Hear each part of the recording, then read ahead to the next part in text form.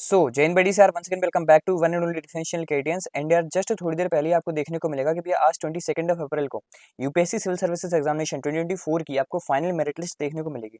अब ये जैसी मेरिट लिस्ट आती है तो बीइंग ए एनडीए और सीडीएस एस्पिरेंट हमारे लिए कुछ चीज़ समझना जरूरी हो जाता है ना।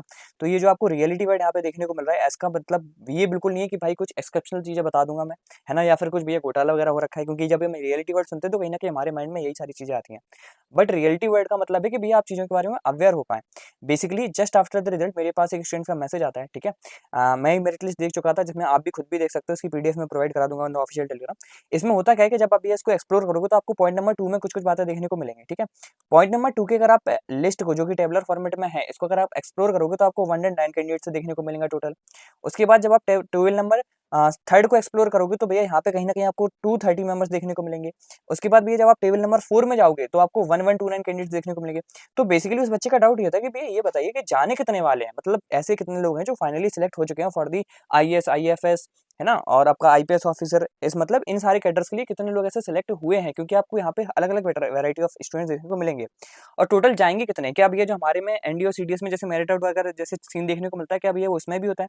और वहीं पे अगर आप ये पॉइंट नंबर 5 को एक्सप्लोर करेंगे तो आपको 241 रिकमेंडेड कैंडिडेट देखने को मिलेंगे जो कि प्रोविजनल के लिए अभी कैप्ट किए गए हैं। और वहीं पे पॉइंट नंबर 6 में तो एक अलग ही एक्सेप्शनल केस है जहाँ पे आपका एक कैंडिडेट आपको कैप्ट विथहोल्ड देखने को मिला है। तो बेसिकली मतलब ये है क्या, इन चीज़ों को जरा एक्सप्लेन करेंगे। सबसे पहले यार उन लोगों को कांग्रेस करना चाहूंगा जिन्होंने इस नेम इस मतलब मेरिट लिस्ट में अपना नेम सक्सेसफुली रजिस्टर कराया है, ठीक है।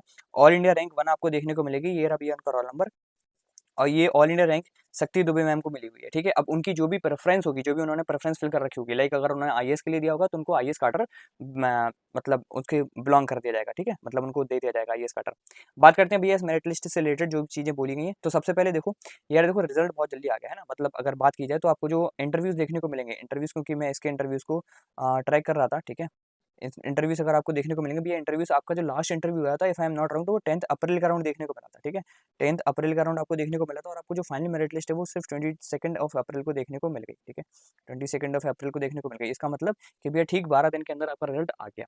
अब बात करें अगर तो भैया इसका जो एग्जामिनेशन हुआ था वो शायद लास्ट ईयर जून में हुआ था लास्ट ईयर, ठीक है। उसके बाद आपके जो मेंस का एग्जामिनेशन है, जो मेन एग्जामिनेशन होता है, ठीक है, क्योंकि प्रीलिम्स सिर्फ क्वालिफाई होता है, वो आपका सितंबर 2024 में कंडक्ट किया गया था। और जनवरी से लेकर अप्रैल तक आपके क्या हुए थे, इंटरव्यूज कंडक्ट हुए थे, ठीक है।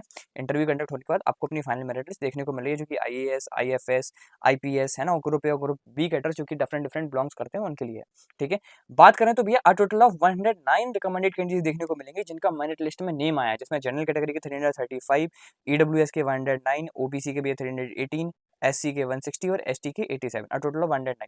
अब बात करते हैं कि भैया ये वो कैंडिडेट्स हैं जिनका जाना सक्सेसफुली है, मतलब अगर वो अपनी खुद की प्रेफरेंस है, मतलब अब जैसे कई क्या होता है कि एनडीए सीडीएस में भी तो भाई कई बार मेरिट लिस्ट आती है, लेकिन अगर खुद कोई बच्चा ऐसा चाहता है कि मेरे को अकेडमी ज्वाइन नहीं करनी, तो वो बच्चे पे होता है। लेकिन नहीं भैया, अकेडमी की तरफ से मतलब जो आप बोल सकते हो गवर्नमेंट की तरफ से, यूपीएससी की तरफ से 109 लोगों को जो लेटर सेंड किए जाएंगे अगर वो सारे के सारे विलिंगनेस हैं जाने के लिए।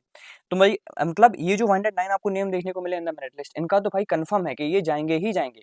और इनको जो भी कैडर बिलोंग होगा वो उनकी प्रेफरेंसेस और उनकी मेरिट लिस्ट के बेसिस पे होगा। ओके भैया, अब बात करते हैं दूसरी लिस्ट जो आपको पॉइंट नंबर 3 में देखने को मिलेगी। ये क्या है, ये भैया आपको देखने को मिलेगी रिजर्व्ड लिस्ट, ठीक है। ये आप जो अगर अच्छे से देखोगे तो यहाँ पे रिजर्व कहीं पे मेंशन होगा, ठीक है। ये देखो, ये देखने को मिलेगी आपको रिजर्व लिस्ट। ये कौन सी लिस्ट है, अगर ये जो बताया ना 109 कैंडिडेट्स हैं, ये जो 109 कैंडिडेट्स हैं, अगर इनमें से कोई कैंडिडेट नहीं जाता है या फिर उसके डॉक्यूमेंट वेरिफिकेशन में कोई गलती निकलती है या फिर उन्होंने एलिजिबिलिटी क्राइटेरिया को फुलफिल नहीं किया था, तो इन सच कंडीशंस वो बच्चे जो कम होंगे वो इस कैटेगरी से उठाए जाएंगे।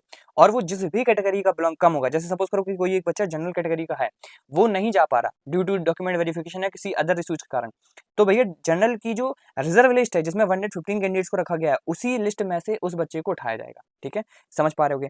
फिर भैया ये जो थर्ड जो मतलब आपको फोर्थ लिस्ट देखने को मिलेगी वो किससे रिलेटेड है, तो यार ये आपकी जो फोर्थ लिस्ट आपको देखने को मिलेगी ये उन बच्चों की है जो नंबर ऑफ वैकेंसीज अवेलेबल है अभी इन दी बोल सकते हैं डिफरेंट डिफरेंट इंस्टीट्यूट्स, जैसे कि आपको आईएएस में देखने को मिलेंगी तो 180 वैकेंसीज अभी अवेलेबल है, आईएफएस में 55, इसी तरीके से सारी आपको देखने को मिलेंगी, आईपीएस में 147, है ना, और सारी आपको देखने को मिलेंगी जैसे जो ग्रुप ए की जो सर्विसेज होती हैं उनमें 605, ग्रुप बी की जो सर्विस है 142, मतलब टोटल ऑफ 1129।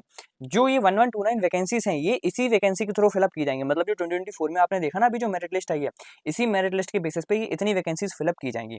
अब जो रिजर्व लिस्ट आप देखते हो वहां पर रिजर्व लिस्ट का एक बहुत क्रिटिकल रोल प्ले करता है। अब जो रिजर्व लिस्ट आपने देखा ना, ये जो भैया 230 आपको मेंबर्स देखने को मिले, ये 230 मेंबर्स हो सकता है कि ये 230 के 230 मतलब 230 में से 230 तो सिलेक्ट होना भाई बहुत मुश्किल है, क्योंकि 109 पहले से ही है।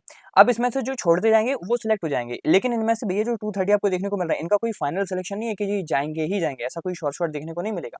अब जितने ही बच्चे इनमें से छोड़ते जाएंगे और जो रिजर्व लिस्ट के बेसिस पे आगे जो जाएंगे, क्योंकि 1129 वैकेंसीज को फिलअप करना है, उसके अकॉर्डिंग जितनी भी वैकेंसीज फिलअप होंगी वो यहाँ से उठाई जाएंगे। हो सकता है यहाँ से भैया सिर्फ 20 बच्चे उठाए जाए, हो सकता है कि सिर्फ 30 उठाए जाए, हो सकता है 60 उठा ली जाए, हो सकता है 100 150, वो डिपेंड करता है। और वो सारी चीजें यूपीएससी आगे चीजें करेगी तो आपको पता पड़ता रहेगा। ठीक है, आगे बात करते हैं। तो आप समझ गए होंगे कि भैया फोर्थ लिस्ट ये वो लिस्ट है जो नंबर ऑफ वैकेंसीज अवेलेबल है भी डिफरेंट डिफरेंट क्वार्टर में, वो बताई गई है। ठीक है, आगे बात किया जाए तो भैया जो आपको फिफ्थ नंबर पे पॉइंट देखने को मिलेगा, ये पॉइंट थोड़ा सा अलग है। इसमें क्या भैया, ये जो फिफ्थ नंबर का पॉइंट देखने को मिलेगा, इनका भैया रिजल्ट डिक्लेयर कर दिया गया है कि भैया रिकमेंडेड कैंडिडेट्स हैं, मतलब ये फाइनली अपना एग्जामिनेशन वगैरह क्वालिफाई कर चुके हैं, लेकिन इनका जो रिजल्ट है वो केप्ट प्रोविजनल रखा गया है। मतलब अभी तक इनकी जो डॉक्यूमेंट वेरिफिकेशन है वो कंप्लीट नहीं हुई। अलॉन्ग विद दिस इनकी एलिजिबिलिटीज पे अभी कुछ ना कुछ डाउट है।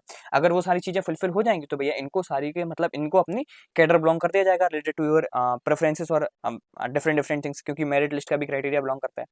अब जो आपको 6 नंबर का पॉइंट देखने को मिलेगा, ये एक इंटरेस्टिंग पॉइंट है जहां पे बताया गया कि भैया एक कैंडिडेट है वो विद होल्ड पे है। अब विद होल्ड पे तभी होता है कभी कोई कैंडिडेट जिसने एग्जामिनेशन तो दिया है एंड चांसेस है कि वो निकल जाएगा, लेकिन विद होल्ड पे उसका भी रिजल्ट क्यों है, क्योंकि या तो उसके ऊपर कोई लीगल केस चल रहा होगा या फिर कोई एडमिनिस्ट्रेटिव केस चल रहा होगा, तभी जाके ऐसी कंडीशंस देखने को मिलती हैं। ठीक है, सो होप सो कि आप समझ गए होंगे कि यार पॉइंट 1 से लेकर पॉइंट 6 तक क्या क्या चीजें आपको पता होनी चाहिए। ठीक है, बीइंग एनडी और सीडीएस एस्पायरेंट। बात करते हैं भैया पॉइंट नंबर 7 में क्या चीजें मेंशन है। तो पॉइंट नंबर 7 में यार आपको बताएगा कि भैया आप कहीं पे अगर इंक्वायरी वगैरह करना चाहते हो तो बाकी बाकी चीजें अवेलेबल है। बाकी एक लाइन बहुत ज्यादा इंपॉर्टेंट जो आपको पता चाहिए, डेट इज कि भैया जो आपके मार्क्स देखने को मिलेंगे, क्योंकि मार्क्स सबसे ज्यादा इंपॉर्टेंट, जिससे आप कट ऑफ का आइडिया लगा पाओगे, तो विद इन 15 डेज आपको देखने को मिल जाएगा। रिसेंटली हमने देखा कि सबसे पहले भाई आपकी सीडीएस की मेरिट लिस्ट आई, उसके बाद एनडीए की आई, अब जाके आपकी यूपीएससी सिविल सर्विसेज की भी आ चुकी है। ठीक है, और साइड बाय साइड आपके सीएपीएफ की भी आप देखो तो उसकी इंटरव्यू की वो आ रखी है ना, इंटरव्यूज का शेड्यूल वगैरह आ रखा है। सो बाय द टाइम आपको चीज़ें पता पड़ती रहेंगी, और जब ये आएगी यार आप कहोगे तो एक मैं सेपरेट वीडियो भी बता दूंगा। ठीक है, इससे रिलेटेड कि भैया कितनी क्या रैंक्स गए हैं, मतलब कितनी क्या कट ऑफ मार्क्स देखने को मिलेंगे for the different different examination. ठीक है, बाकी भैया ये जो रैंक्स आ रखी हैं उनके लिए वेरी मेनी कॉन्ग्रेचुलेशन। ठीक है, ये सर और मैम अपनी लाइफ में बहुत अच्छा करेंगे, है ना। और कहीं ना कहीं यार जो मेहनत रहती है वो वर्थ इट हो जाती है जब आप अपना नेम इस मेरिट लिस्ट में देखते हो। ठीक है, एंड कई लोग ऐसे भी होंगे यार जिन्होंने इंटरव्यू तक आए और फाइनली उनको अपना नेम देखने को नहीं मिला, है ना। वो हो सकता है रिजर्व लिस्ट में हो या फिर हुआ ही नहीं उनका सिलेक्शन। तो एक क्योंकि यूपीएससी है भाई, कभी भी कुछ भी हो जाता है ना, और हमें I can relate with it. ठीक है, बट हमारे हाथ में सिर्फ ये है कि आगे जाके हम दोबारा से प्रिपरेशन करें। ठीक है, so this is all about for the session. बाकी अगर आपके माइंड में कोई भी डाउट हो तो आप comment section, it's just yours. ठीक है।